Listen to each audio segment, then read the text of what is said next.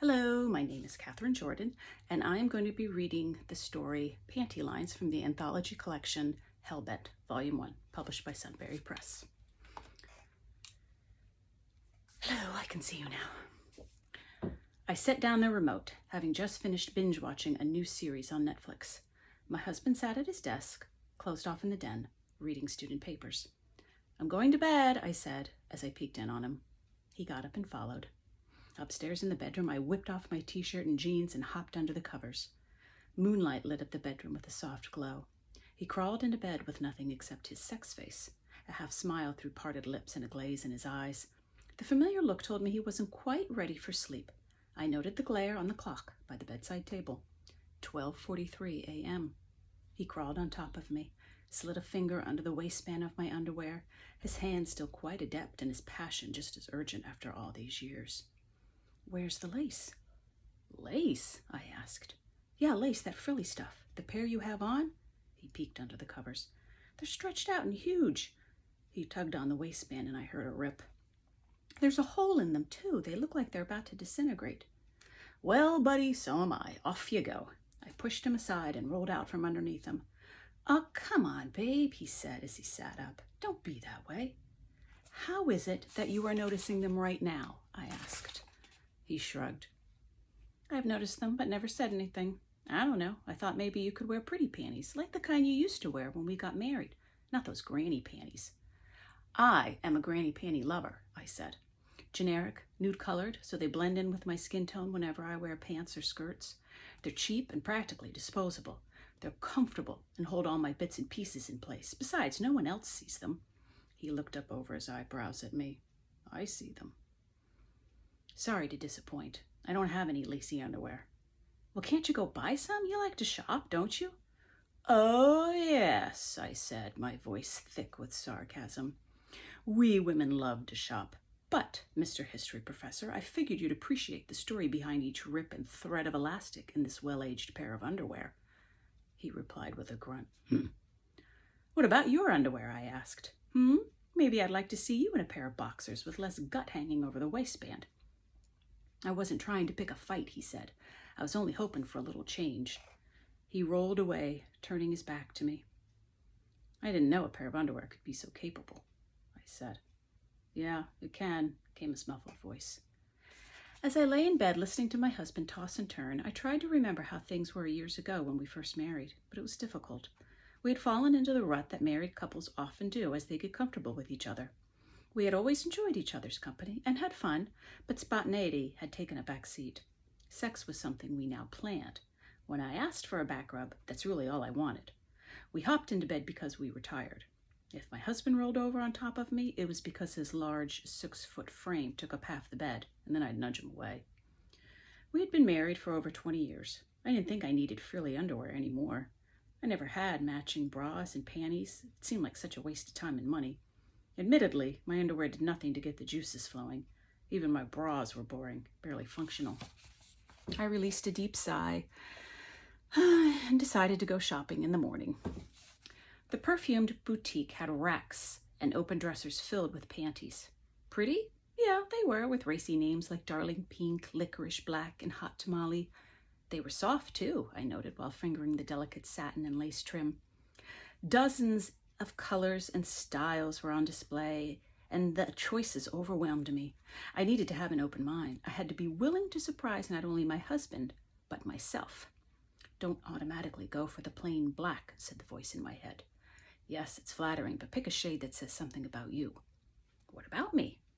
"Middle-aged, petite, copper skin, dark hair with a few strands of stubborn gray at the crown." I like the gray. I like the fine lines around my eyes. Those first signs of aging were well earned, in my opinion, and they spoke to my confidence. "Red," I decided, as I snatched 3 pairs of panties, a thong, a satin bikini, and a French-cut mid-rise. I checked out the tags, the practical me wanting to know how to wash them, then exchanged all 3 extra small sizes into the drawer as my size medium laughed. They weren't cheap, but it wasn't the money that made me hesitate. It was the idea, or rather the visual of me, an older woman squirming into something so ridiculously extravagant. Within the past few years, I'd put on a few pounds, my ass sagged, Would the panties migrate south or keep all my bits and pieces in place? And I couldn't help feeling sorry for that pathetic crotch line. Then I was hot, and it was time to get out of there. Well, a cute young blonde approached, dressed in black, measuring tape around her neck. She told me about the panty sale and asked if I wanted to be fitted for a matching bra, also on sale. Sure, I said, perspiration pooling between my breasts. I had tissues in my pocket. Perfect opportunity to mop up. I followed her into a well-lit dressing room. She drew the yellow tape measure around my chest, and as I inhaled her strong, flowery perfume, something about her seemed familiar. Oh, geez, I thought, hoping she wasn't one of my daughter's friends. She leaned in to read the measuring tape, and I looked at the name on the tag pinned to her low-cut blouse. Mentally, I went through all my daughter's friends' names. Claire didn't ring a bell. $123 later, I hopped in the minivan and drove home. I had to admit, I felt sexier already. Spontaneous. Surely my husband would notice the change, even with my clothes on. I waited until about a half an hour before he'd be home, knowing the kids would still be at various after-school programs. I'd have the time to try on my new purchase. I pranced around the bathroom, staring at my figure outfitted in what looked like a sultry red bikini. I decided to wear one of his white dress shirts as a cover-up. Sexy, right? Me in my man's shirt, the hot tamale bra and panties popping through the white.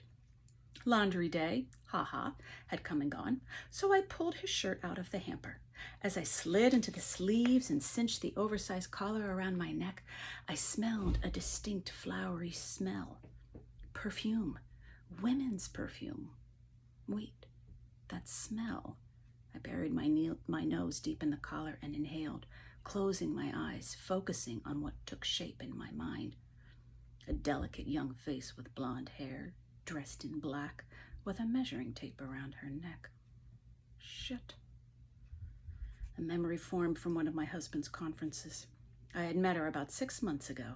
She had been dressed in tight jeans and a small sweater, her hair in a sleek ponytail. His eyes had lit up when she walked into the room. They had stood a little too close when they greeted each other. When he introduced her to me, their cheeks turned a little too pink. Claire, one of my husband's students. I dropped onto the bed like dead weight, heavy and worthless. Foolish. He had wanted a change. Did he want our marriage to change so he didn't need Claire? Or did he want me to change to become more like Claire? My face flushed as red as my stupid underwear. The front door opened. My heart began beating faster. A whoosh of blood rushed through my veins. My skin tingled. All the hairs on my body stood on end. Heavy footsteps up the stairs, down the hall, and into the bedroom. My husband stood in the doorway. "Hey, babe," he said. He looked down at me with concern. "You okay?" "You know that change you said you wanted last night?" I asked. I felt like I was outside my body, watching the scene from above. "Yeah," he said, walking toward where I sat on the bed. "I have one for you," I said, standing. I stepped out of the thong, toying with it absent-mindedly, holding it like I was ready to slingshot it across the room, like it was a weapon. If only I had a rock. "Come closer," I said, still stunned, not really thinking, just doing. Just reaching up and stretching out the leg opening as I pulled it over his head, him with that half smile on his face and the glaze in his eyes. I stood behind my husband, who probably thought this was some sort of new sex game. I cinched the thong around his neck. Didn't seem so flimsy and pathetic now. Suddenly my knees were against his shoulder blades, my hands twisting the garment tighter and tighter. I've heard of women who, under duress, were able to lift a car off a trapped child, or were able to beat their much bigger and stronger assailant to a pulp. Adrenaline can make one capable of almost anything. My hands, still intertwined in the thong, had turned blue. When I realized I no longer felt my fingers, I released the panties.